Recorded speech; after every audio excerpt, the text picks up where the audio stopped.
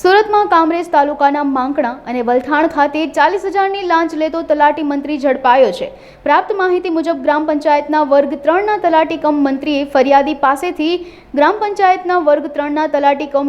ફરિયાદી પાસેથી ભાડે રાખેલી મિલકતના ગ્રાઉન્ડ ફ્લોરના વેરા બિલમાં ઉલ્લેખ ન થતો હોય જીએસટી નંબર તથા વીજ કનેક્શન મેળવવા વેરા બિલની જરૂરિયાત હતી, જેથી તલાટી મંત્રીએ 40,000 રૂપિયાની લાંચની માંગણી કરી હતી। લાંચની રકમ ફરિયાદી આપવા માંગતા ન હતા। એસીબીનો સંપર્ક કરી ફરિયાદ આપી હતી, જે આધારે લાંચના છટકા દરમિયાન ફરિયાદી સાથે હેતુલક્ષી વાતચીત કરી લાંચની રકમ સ્વીકારતા પકડાઈ ગયા હતા।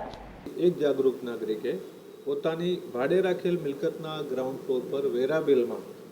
ગ્રાઉન્ડ ફ્લોરની મિલકતનો ઉલ્લેખ ન હોય, જે સબબ તેઓએ વલથાણ અને માંડળા ગ્રામ પંચાયતના તલાટી કમ મંત્રી આ કામના આરોપી ભરત કનુભાઈ વાળા તલાટી કમ મંત્રીનાઓનો સંપર્ક કરતા તેઓએ આ કામ માટે ફરિયાદી પાસે ₹40,000ની માગણી કરેલી, જે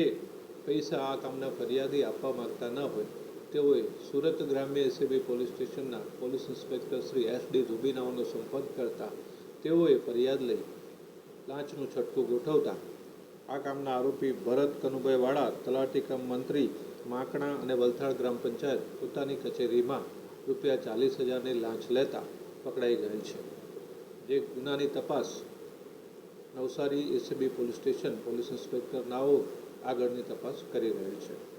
આ કામના ફરિયાદીએ પોતે એક મિલકત ભાડે રાખેલી હતી,